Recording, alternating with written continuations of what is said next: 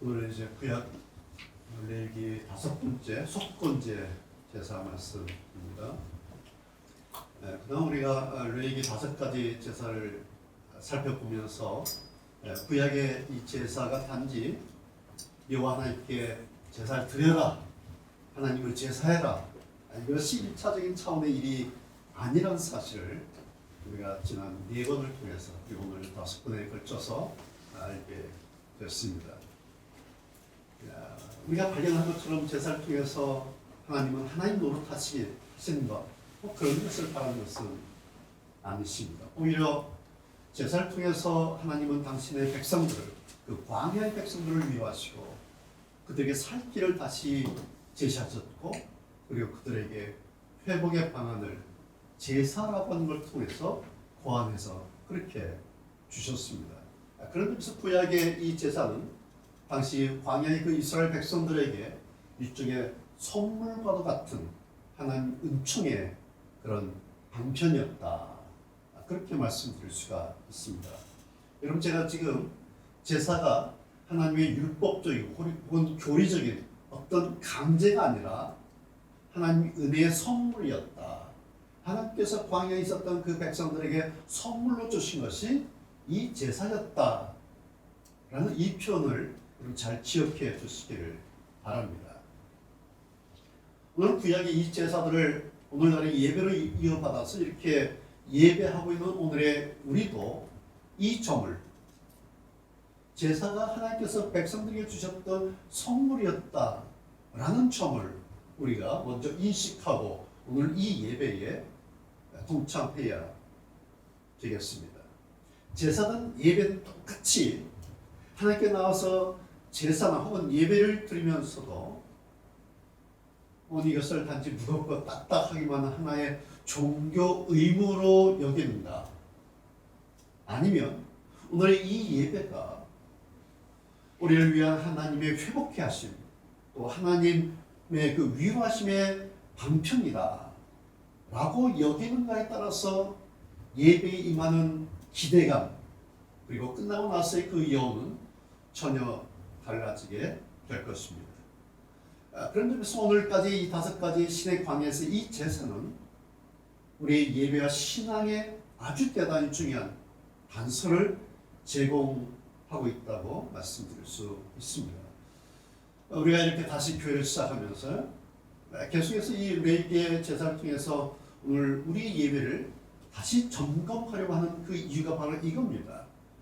교회 존재의 목적 제1번이, 첫 번째 중요한 그 교회 존재의 목적이 바로 예배이기 때문에 그렇습니다.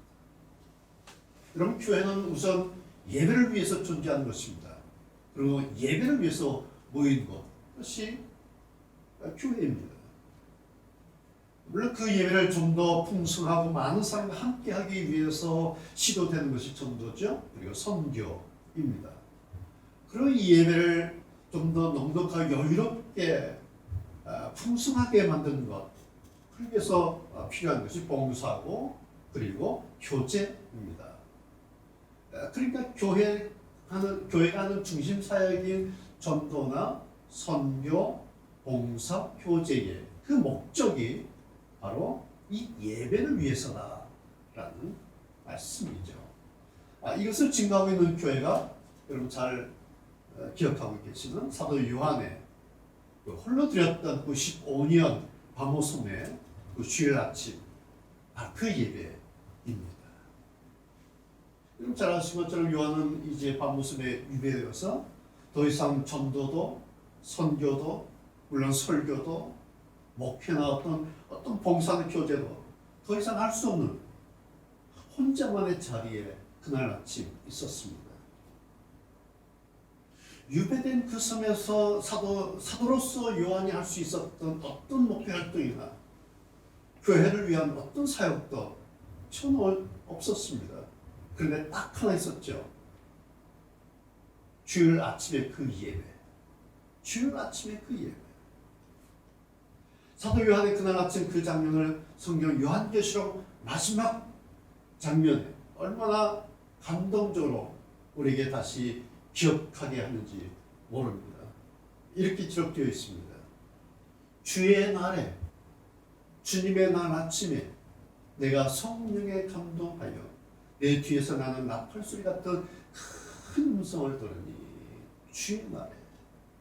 사도 요한이 주의 날, 주님의 날 아침에 성령에 감동하여 자기 뒤에서 들리는 큰 음성을 들으면서 그 환상을 보면서 이제 요한계시록이 시작이 됐습니다. 그 장면을 기억하면서 그날 그 자리가 95년 밤모섬 교회가 시작된 날이다. 그렇게 제가 요한계시록 책에서 기록을 했습니다. 여러분 기억나시죠? 지난주 노예에서 어느 목사님을 만났더니 그 목사님께서 제 책을 아주 잘 읽었다 하시면서 그 책을 읽으면서 어떻게 그 95년 밤모섬 그 장면, 그 현장을 그렇게 중요하게 읽어내고 그렇게 책을 쓰셨는지 참 신선하게 다가가고 많은 위로를 받았다 하면서 같이 대화를 나눈 적이 있습니다. 그 목사님 말씀이 그래요. 자기도 그렇게 요한계시록 많이 읽고 설교하고 많이 묵상하고 연구 많이 했는데 어떻게 지금까지 요한의 그 95년 밤모섬 그 현장을 한 번도 그렇게 생각해 보지 못했는지 제 책을 읽으면서 장 목사님은 그 책에서 그거 하나 발견하고 강조하고 한 것만으로도 아주 큰 의미가 있다. 뭐 그런 격려의 말씀 해주셔서 제가 많이 격려가 되었습니다. 여러분 다른 게 아닙니다. 우리가 성경을 읽을 때에 성경의 원저자이신 하나님의 목적, 하나님의 관점에서 성경을 읽어보면 그런 게 보입니다. 여러분 이것이 오늘 제가 잠깐 말씀드리려고 하는 성경을 우리가 읽고 그리고 성경을 이해하는 그런 방법입니다. 그래서 첫 번째에 성경을 어떻게 이해하고 어떻게 해석할 것인가, 특별히 구약의 그 레위기 제사를 우리가 어떻게 오늘날 가져올 것인가 라는 그 방법이 한 가지가 있습니다. 모든 성경을 보면 특별히 첫 번째가 그 형식을 가지고 있어요. 특별히 제사를 본다면 번제든 소제든 화목제든 뭐 속죄제든 오늘 속건제든 제사의 어떤 형식을 가지고 있어요. 이 형식은 어떤 내용에 의해서 결정이 됩니다. 제사들이 각각의 그 방식이 있는 것이죠. 그리고 이 내용이라고 하는 것은 그 제사의 그 형식과 내용이라고 하는 것은 그 각각의 제사가 가지고 있는 의미가 무엇인가, 그 의미에 의해서 번제가 결정되고 뭐 소제나 화목제가 결정이 됩니다. 그래서 이제 성경을 읽으면서 이런 의미 때문에 이런 내용으로 기술이 되었고 이런 형식이 되었구나라는 것을 우리가 성경 본문을 통해서 볼 수가 있습니다. 여기까지가 이제 성경이 가지고 있는 하나의 텍스트입니다. 그 다음에 하는 작업이 그렇다면 하나님께서 이런 말씀을 가지고 이 본문을 통해서 우리에게 무슨 말씀을 하시는가, 소위 말하는 메시지, 하나님의 메시지 있죠. 그것이 설교의 제목이기도 하고 혹은 목사님들 하시는 설교의 주제이기도 합니다. 오늘 나에게 말씀하시는 그가, 그래서 우리가 메시지다 그렇게 말하죠. 그래서 설교를 하고 성경을 공부하죠. 그러고 나서 하는 것이 소위 말하는 적용, 이렇게 성경 구성이 되어 있습니다. 오늘 속건제 제사를 읽어보면 이런 스타일로 이렇게 되어 있는 것을 확인할 수가 있습니다. 자, 속건죄 두 가지 큰 종류를 가지고 있습니다. 하나는 하나님의 것을 범했을 때 드리는 속건제가 있고, 그리고 두 번째는 이웃의 소유물을 침해했을 때 범했죠. 거기에 대해서 어떻게 배상할 것인가, 두 가지 종류를 가지고 있습니다. 결국 속건죄라고 하는 것은 하나님이나 이웃의 재산권을 침해했을 때에 드려야 하는 그런 제사죠. 일종의 배상을 해야 되는, 내가 잘못했기 때문에 그것에 대해서 배상을 하는 그런 의미에서 드려지는 제사가 오늘 우리가 다섯 번째 속건제 제사입니다. 오늘 우리가 성경을 보면 그 제사법, 그 속건제를 드리는 법이 나오죠. 첫 번째 이제 성물, 하나님의 것을 범했거나 하나님의 금령을 범했을 때에 어떻게 할 것인가 두 가지가 있습니다. 거기 보면 한 가지는 본래의 물건, 하나님의 선물이나 혹은 그 총액, 그 금액에 해당되는 것을 드리고 거기에 배상금, 5분의 1의 배상금을 더해서 제사장에게 돌려드리라 그렇게 되어 있죠. 거기에 더해서 흠없는 수양을 잡아서 범죄로 데려가는 거예요. 그래서 그 수양의 기름 부위는 이제 화를 불태우고 나머지 그 고기는 제사장이 먹을 수 있도록 돌려라. 그것이 성물을 범했을 때 드리는 속건제 제사법입니다. 그러니까 속건제 제사가 있고 거기에 제사장을 위로하는 위로금이 따로 이렇게 있는 것을 보게 됩니다. 이웃의 물건을 범했을 때도 거의 비슷해요. 본래 물건을 돌려줘야 되고 거기에 5분의 1의 배상금을 더해서 주인에게 미안하다고 잘못됐다고 사과하고 돌려주라는 것입니다. 그러면서 동시에 흠없는 수양을 또 잡아서 제사장에게 드립니다. 그럼 제사장은 그래서 번제를 드립니다. 기름은 번제로 화제로 드리고 그리고 그 고기 제육은 이제 제사장이 먹도록 그렇게 하나님께서 규정을 지으셨습니다. 이것이 이제 속건제 드리는 제사법이에요. 자, 결론이 뭐겠습니까? 하나님의 성물을 범했거나 이웃의 소유권을 침해한 사람은 속건제 제사를 지내면서 실제적으로 마이너스를 경험하게 하셨다라는 거예요. 그렇죠? 이제 사실이 밝혀진 거예요. 하나님의 성물을 훔쳤다라든지 아니면 이웃의 물건을 훔쳤다, 뭐 어떻게 잘못했다라는 것이 이제 주변 사람들에게 속건제 제사를 드리면서 알려지게 되지 않겠습니까? 얼마나 따가운 시선을 받겠습니까? 저 사람 저런 시선을 하는 그런 따가운 시선을 받게 된 것입니다. 뿐만 아니라 경제적으로 뭐 손해를 입게 되는 거죠. 원금만 배상한 것이 아니라 거기에 5분의 1 배상금을 더하고 또 거기에 수양 한 마리를 또 잡아야 되고 그러니까 경제적으로도 손해를 사실은 받게 되는 것입니다. 또 어떤 마이너스 있겠습니까? 심리적으로 얼마나 수치감을 느껴야 되고 또 죄책감에 시달리게 되지 않겠습니까? 이것이 속건제예요. 그러니까 하나님이나 이웃의 소유권을 침해했을 경우에 여러 가지 면에서 충격을 받게 하시고 또 손해를 받게 하셨어요. 일종의 충격요법이다. 그렇게 말씀드릴 수가 있습니다. 여러분 왜 그러셨을까요? 하나님께서.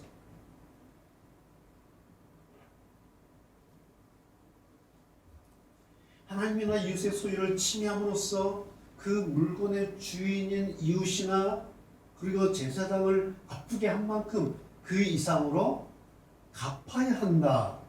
이것이 이제 속건제의 의미입니다. 그런데 여러분 더 깊은 의미는 뭐겠습니까? 속죄제, 지난주 우리가 본 속죄제의 목적이 뭐였습니까? 그가 사함을 얻으리라. 이것이 속죄제의 목적이었죠. 마찬가지로 오늘 5장 18절에 보면 속건제의 목적도 그가 사함을 얻으리라. 그러니까 속죄제나 속건제나 마지막 결론 부분이 뭐냐니까 그가 사함을 얻으리라. 단지 하나가 있다면 남을 아프게 한 만큼 그 값을 치러야 한다. 그러니까 충격을 좀 받아서 다시는 그러지 말아야지. 다시는 하나님의 선물에 대해서 혹은 이웃의 재산에 대해서 그렇게 하지 말아야지. 그렇게 인식하도록 그렇게 매를 한 대 맞는 것입니다. 그것을 위해서 신앙적인 차원으로서는 수양을 잡아드리는 번제 제사를 드리게 한 것이죠. 그리고 현실적인 차원에서는 현물로 갚게 하셨습니다. 이 두 가지를 온전히 감당해 함으로써 그 사람이 가졌던 그 죄책, 혹은 그 수치가 이것을 없이 하셨습니다.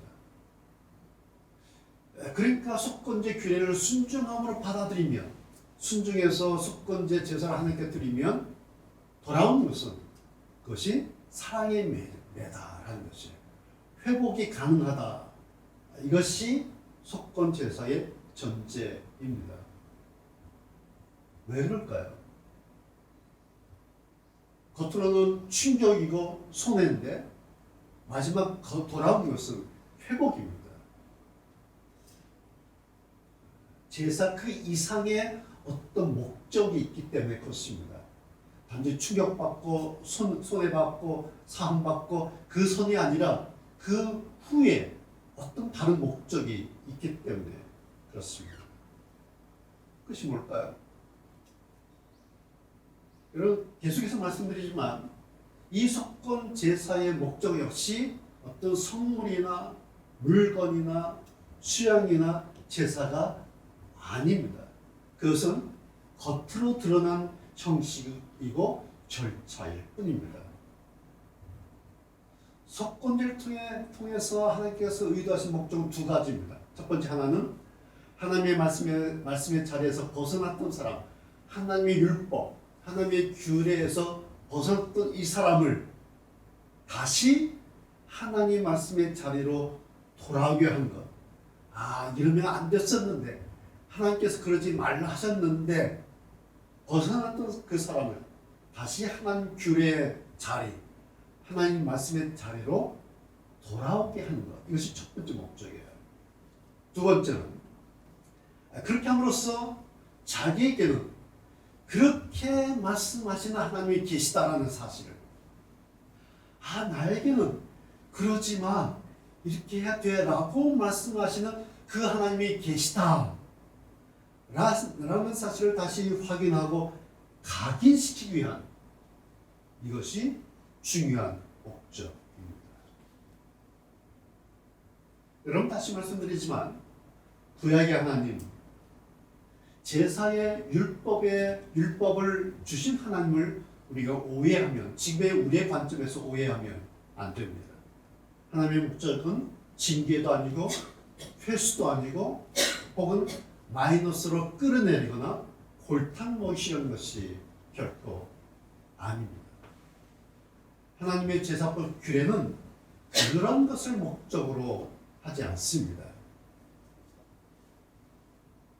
레위기의 하나님의 제사법은 하나님의 백성이 다시 하나님 백성답게 회복될 수 있는 그 방안을 제시한 것입니다. 속건제를 통해서 하나님의 은혜를 다시 받을 수 있도록, 다시 회복될 수 있도록. 그런 점에서 구약의 이 제사라고 하는 것은 하나님의 사랑을 실제로 다시 경험할 수 있게 하시는 아주 효과적인 그런 방편입니다. 그런 점에서 제사는 이스라엘 백성들에게 주신 하나님의 선물이었다. 은총의 방편이었다. 그런 표현입니다.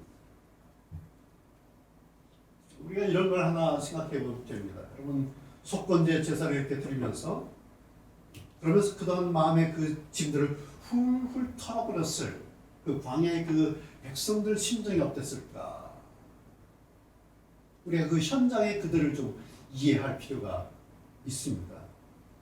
그들의 그 마음을 우리가 오늘 7장 그 마지막 부분에서 오늘 메시지를 좀 찾아볼 수가 있습니다. 여러분 성경 한번 찾아보시겠습니까? 7장 마지막 37절, 38절에 있는 말씀입니다.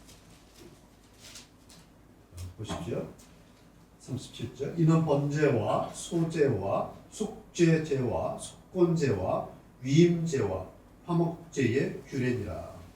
자, 지금까지 이제 모든 제사의 규례를 다 설명 끝냈어요. 38절. 여호와께서 시내 광야에서 이스라엘 자손에게 그 예물을 여호와께 드리라 명하신 날에 시내 산에서 이같이 모세에게 명하셨더라. 그러면서 이제 이 규례의 말씀 종교를 짓습니다. 여러분 혹시 기억이 나십니까? 오늘 이 7장의 마지막에 있는 이 말씀과 완전하게 오버랩되는 그런 말씀 있었어요. 지난번 우리가 레위기를 시작하면서 레위기 1장 광야 향기란 제목의 말씀을 드릴 때 읽었던 출애굽기 19장에 있었던 그 말씀입니다. 그 말씀이 이렇게 나옵니다. 이스라엘 자손이 애굽 땅에서 나올 때부터 제3월 곧 그때에 그들이 시내 광야에 이르니라. 이제 출애굽해서 이스라엘 백성들이 시내 광야에 왔어요. 그들이 르비딤을 떠나 시내 광야에 이르러 그 광야에 장막을 치되 이제 시내 광야에서 이제 텐트를 친 거예요. 그때 산 앞에 장막을 치느라 시내산 앞에 이제 거기에 장막을 쳤습니다. 그때 모세가 하나님 앞에 올라가니 이렇게 되어 있어요. 출애굽 19장 장면입니다.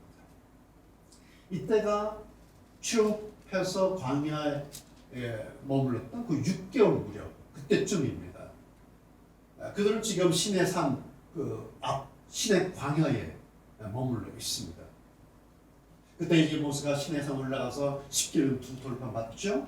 거기서 그 성막 짓는 일 하나님께 듣습니다. 그리고 제사법 규례 모든 것을 받아 내려왔습니다. 그리고 그 후 6개월 동안 그들은 광야에 바람을 맞아가면서 성막을 짓습니다. 그리고 성막에 들어갈 온갖 제사 집기들을 만듭니다. 그 집기들을 만들 때 성막을 지을 때는 그냥 만드는 건가 보다. 이렇게 하는 건가 보다. 아마 그랬을 겁니다.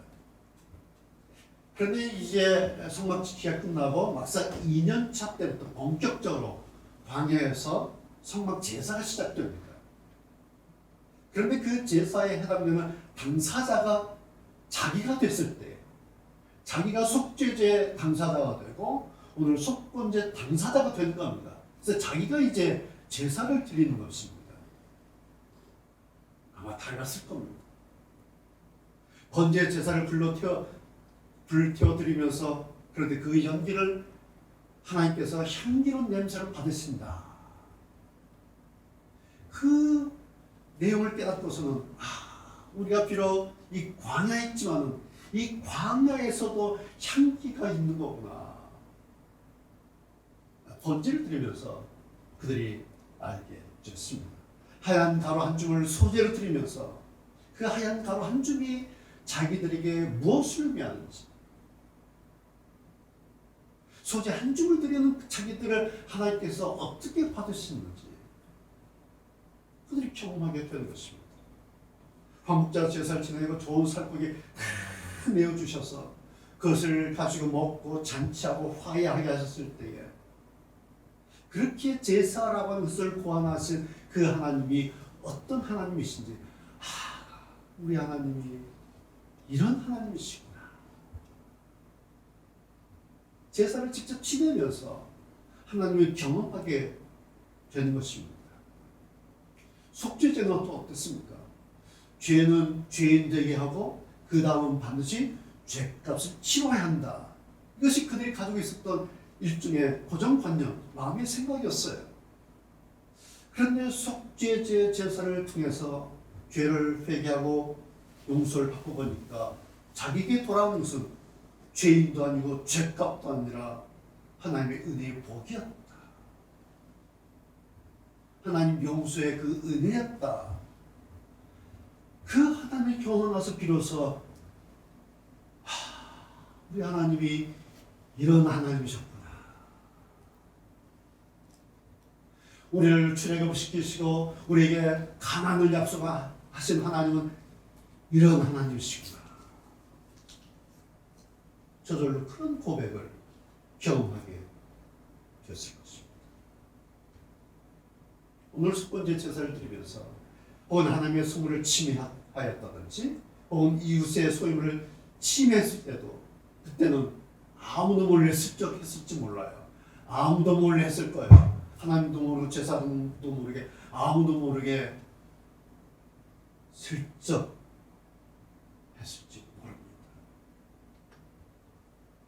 그런데 오늘 이 속건제를 드리면서 그들이 깨달은 게 뭐겠습니까? 내 위에 하나님 계시는구나.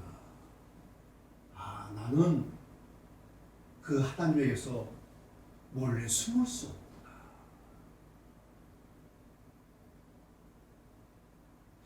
현실적으로는 마이너스가 됐어요.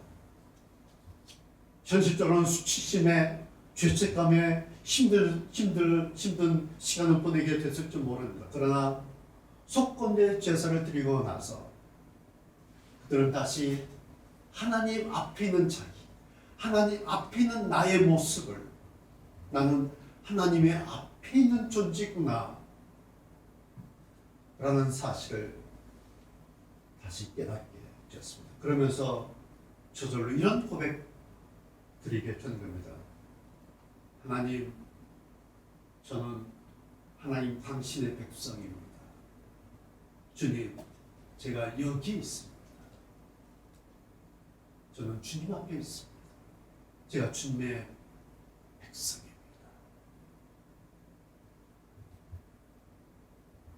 이게 속건제예요. 속건제는 그들의 고백과 그들의 자기 인식을, 내가 누구인지, 내가 어떤 사람인지, 내가 어디에 있는지 자기를 인식하는 것, 그것을 바꿔줬습니다. 이것이 하나님의 목적입니다. 자기의 죄로부터 다시 하나님을 인식하고 하나님을 생각하게 됐다라는 말씀입니다. 이것이 속건제를 통해서 주신 하나님의 결론, 하나님의 메시지입니다. 그래서 오늘 우리는 이거를 하려고 하는 겁니다. 하나님 생각하기. 오늘 설교 제목도 하나님 생각하기. 그리고 오늘 우리가 적용하는 것, 내 결론도 하나님 생각하기입니다.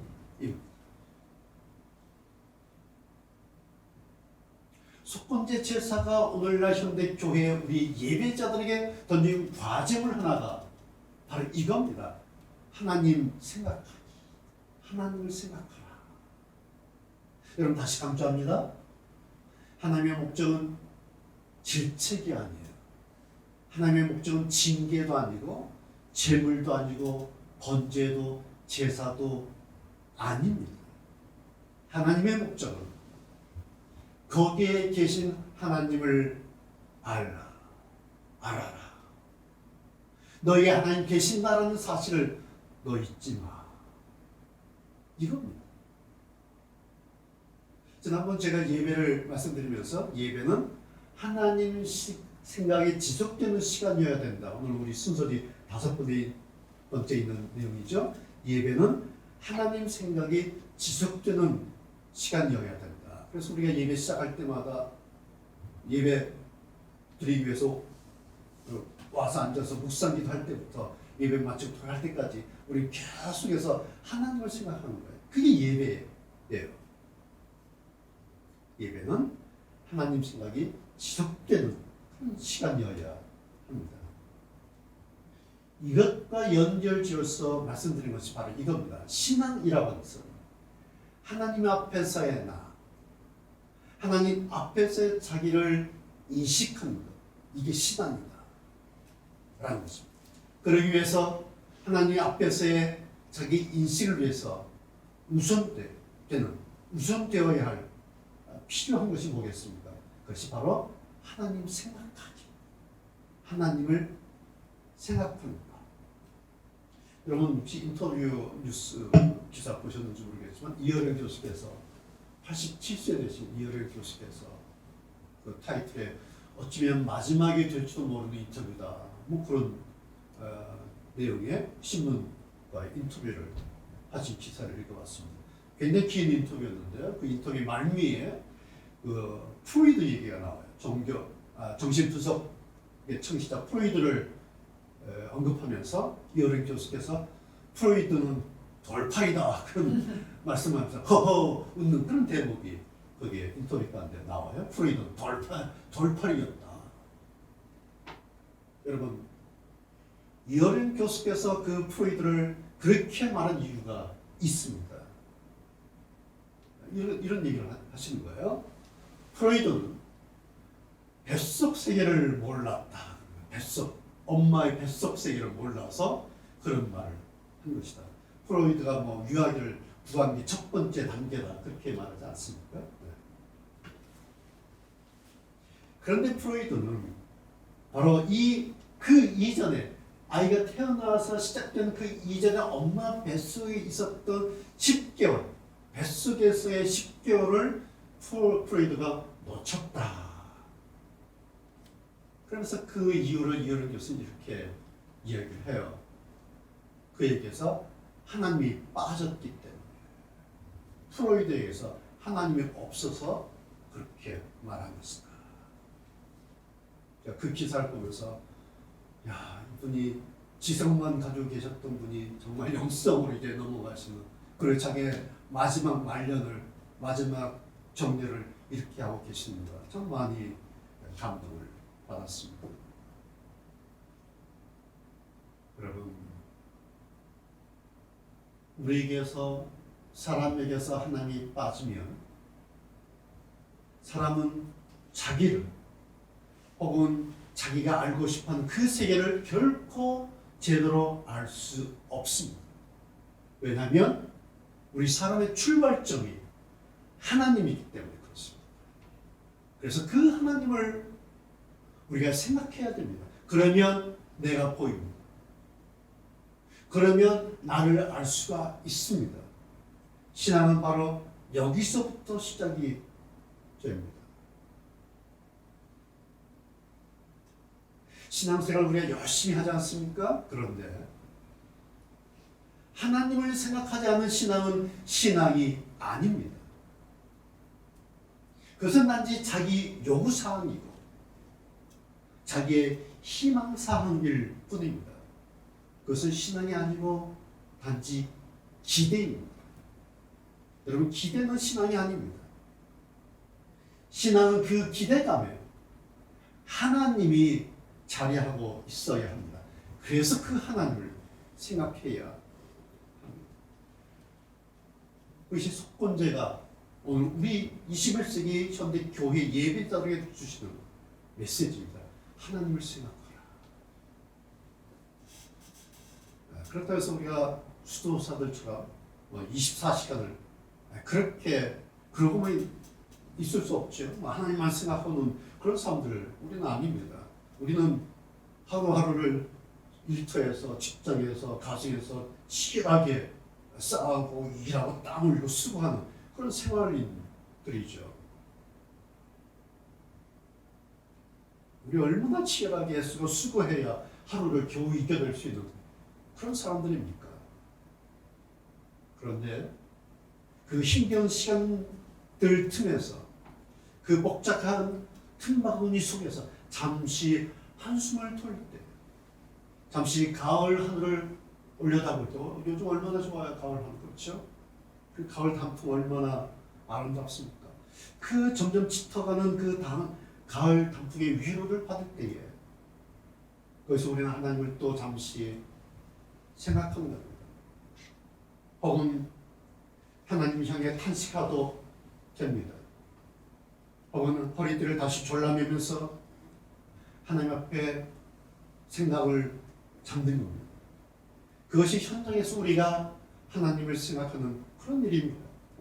그런데 그러면 거기가 신앙하는 장소입니다. 그리고 그 시간이, 그렇게 하는 그 시간이 바로 예배의 순간입니다. 꼭 주일만이 예배가 아닙니다. 꼭 교회만이 예배 장소가 아닙니다. 0.006입니다. 0.006 그 모든 것이, 그 모든 시간이, 그 모든 하나님께로 향하는 그 생각이 예배고, 그리고 우리의 신앙입니다. 여러분, 그렇게 한 것이, 그리고 그것이 예배의 여운이라고 하는 것입니다. 여러분, 아름다운 단풍을 보면서 하나님, 그러면 그 여운이 우리에게 돌아옵니다. 그게 예배의 여운이에요. 맑은 하늘을 바라보면서 오늘은 미세먼지도 없고 참 맑다. 하나님 좋아요. 그러면 우리에게 돌아오는 것이 예배의 여운입니다. 왜? 그렇게 하는 것이 예배이기 때문에, 그렇게 하는 그 시간이 예배 시간이기 때문에, 그렇게 하는 그곳이 예배 자리이기 때문에 거기서 그렇게 하는 것이 우리에게 돌아옵니다. 운전하면서 단풍 아름답지 않습니까? 하나님 참 아름답네요. 설레지 않습니까? 이게 설렘 예배예요.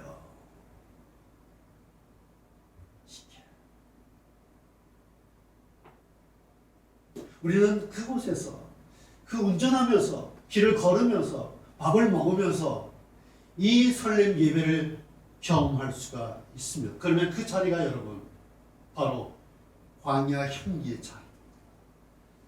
광야 향기의 자리. 그래서 우리는 이 고백 다시 할 수 있습니다. 하늘을 바라보면서 가을의 하늘을 잠시 올려다보면서 가을의 단풍을 잠시 바라보면서 이런 우리 하나님. 그럼 그 시간이 예배 시간이고 그 자리가 예배의 자리입니다. 왜? 우리는 그러면서 하나님을 생각하고 있기 때문에 하나님 생각하고 있기 때문에 반면에 주일 아침에 교회에 왔고 예배 자리에 왔고 예배 시간에 와 있는데 내 생각이 설악산에 가 있으면 친구한테 가 있으면 일거리에 가 있으면 이런저런 생각이 가 있으면 복잡한 생각이 가 있으면 예배 시간도 아니고 이 자리는 예배 자리도 아닙니다. 예배의 결정은 무엇이 하는가? 내가 무엇을 생각하는가? 내가 누구를 생각하고 있는가? 내 관심이 어디를 향하고 있는가? 속건제를 지내고 나서 백성들이 내 위에 나는 아무도 없다고 안 본다고 해서 이웃 물건 훔쳤는데 가져갔는데 내가 마음대로 했는데 아니구나. 하나님 계시구나.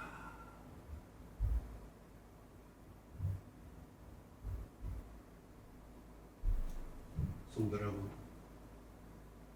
한 주간 우리가 그렇게 하며 살다가 띄엄띄엄 그렇게 하면서 살다가 주일 아침 다시 하나님 예배 자리로 돌아오는 그 사람을 하나님도 미리 오셔서 기다려 주십니다. 이것이 우리의 주일 아침의 예배입니다. 그 다음 우리는 그 다음 우리의 예배는 그 하나님 생각하면서 계속해서 이렇게 지속되는 시간입니다. 여러분, 우리는 지금 그 현장에 그 자리에 지금 이렇게 앉아 있습니다. 한 주간 또 우리가 하나님 생각하면서 물론 띄엄띄엄 일 수 있지만 그러나 사소한 것 하나 보면서 가을 하늘을 바라보면서 가을의 아름다운 빨간 단풍잎 하나 보면서 하나님, 이 가을의 하나님 감사합니다. 그 자리가 예배 자리고 그 시간이 예배하는 시간.